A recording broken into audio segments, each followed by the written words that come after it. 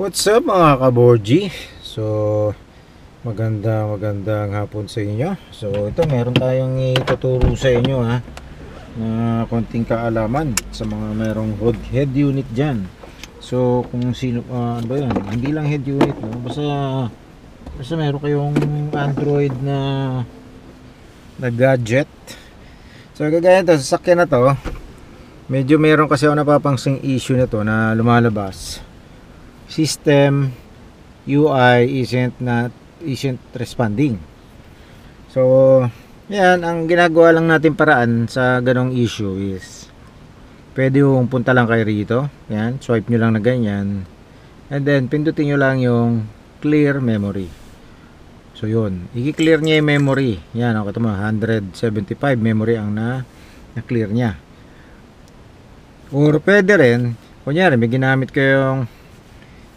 kayo katulad sa YouTube. Pag ginagamit nyo yung YouTube is naglolo ko siya. Yun, lumalabas yung ganong error. So pwede kayong pumunta dito sa settings. Kita nyo ba? I hope nakikita nyo, no? Yan, tingin ko naman kita nyo. Punta kayo sa settings, tapos dito sa may apps notification. Okay? So sa app notification, YouTube yung lagi nag-error sa inyo na ganon. Punta lang kayo dun sa YouTube, tapos i-click nyo yung storage. Si storage na to, dyan nyo po siya makakukita yung pinaka cache yan, tulad yan, cache. Okay, pwede yung clear data, kasi pag clear data nyo, yun yung kailangan nyo uling mag-login using your Gmail account. So ngayon mapapansin nyo yung cache nya, yan na, 3642. So every time kasi ginagamit yung mga apps, nagkakaroon siya ng cache. So yung cache na yon, minsan nagiging cause ng mga issue, lalo kung matagal nyo na siyang hindi ginagamit. So kagaya niyan, pwede natin clear cache lang, and then baka na doon. Okay, so yan, meron na naman, di ba? Clear nyo uli. Tingnan natin, di ba? Wala. Balik na tayo. Tingnan natin, pansinin nyo, pansinin nyo lang. Balik tayo, tingnan natin kung nag-zero nga yung cache nya, kasi binura natin kanina, hindi pa natin ginagamit ang YouTube, meron pa rin. So kita nyo, kahit di nyo siya gamitin, lumalabas pa rin talaga. Pero maliit lang naman yan, 16 kilobytes. So yun lang ang mga solusyon sa error. Yan, katulad dito. Yan, tingnan natin yung mga apps natin dito, kung ano yung malimit. Katulad sa Facebook, napansin nyo, malaki-laki ang cache nya, no? Cache yun, 38 MB. Yun, delete nyo lang, clear nyo lang, no? So, balik kayo. Pansinin nyo, pag bumalik ka dun na hindi nyo pa ginagamit, nagkakaroon.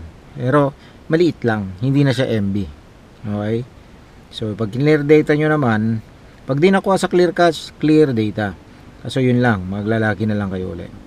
So yun lang yung mga instruction or mga tips kong ibibigay sa inyo.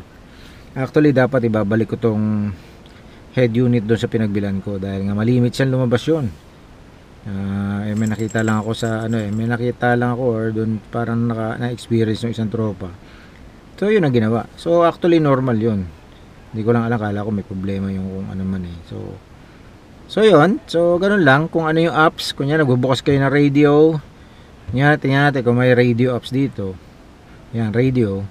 Lagi kasi natin gamit yan. So nag-iipon din ng cache yan, no? Yan. Tingnan natin, no? 24 KB lang. So okay lang yan. Normal lang yan. Wala namang ano yan. Hindi ko nakiklear yan. So ngayon papansin niyo, wala na lumalabas na ganon. Actually hindi yun lumabas ngayon kasi yun ang ginagawa ko. Okay? So sa system update, payo din ang binili natin na wag natin i-update ito, kasi siyempre meron silang program or tawag dito, meron silang advice na bawal siyang i-update, kasi baka pag in-updates nyo lalo magloko. So yan, hindi natin na-update kahit merong update na bago, pero baka dalahin ko pa rin to dun sa pinagbilan ko, kasi okay naman, para matingnan or para ma-reformat, kasi iba yung factory default. Yun yung parang i-reset mo lang siya, so parang bagong setup lang din, pero iba pa rin yung i-reprogram, yung i-installan ulit ng bagong software. So yun ang solusyon niyang gagawin na sinabi sa atin. So siguro baka by Wednesday. So sa mga yon nakaka-experience ng ganon, ipa-plus ko na lang sa inyo rito or gagawin ko siyang thumbnail kung ano yung error na sinasabi ko. Okay? So ito nga pala brand ng ating head unit is Astral. Kaya po Astral ang ating binili dahil mura.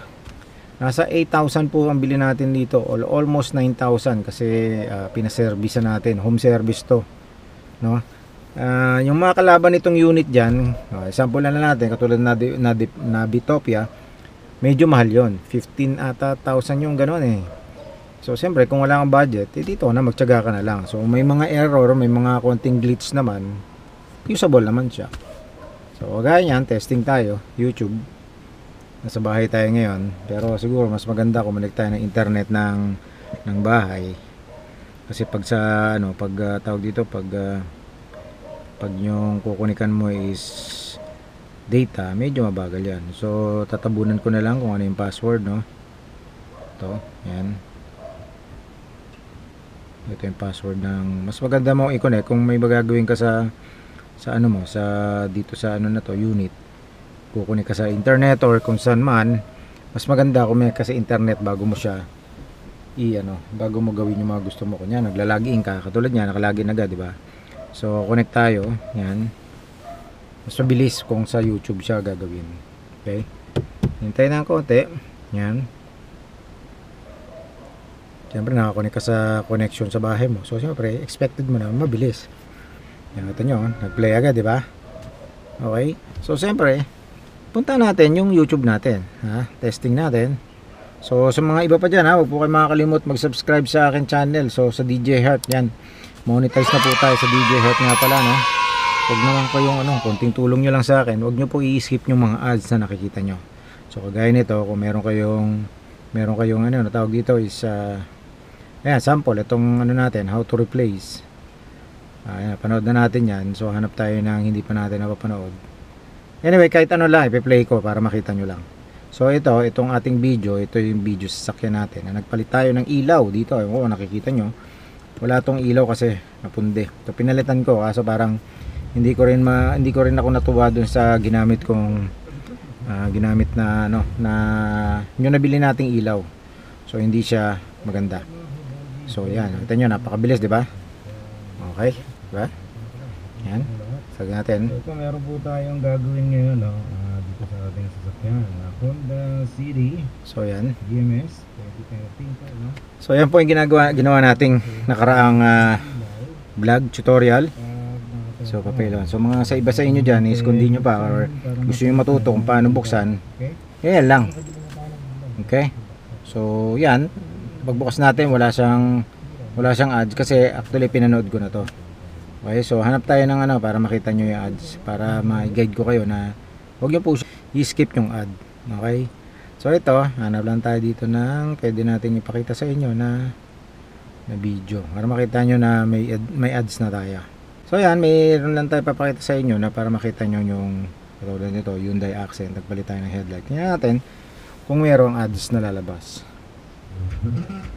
Ayan, diba? Pansin nyo, may ads. So monetize na po tayo ni YouTube.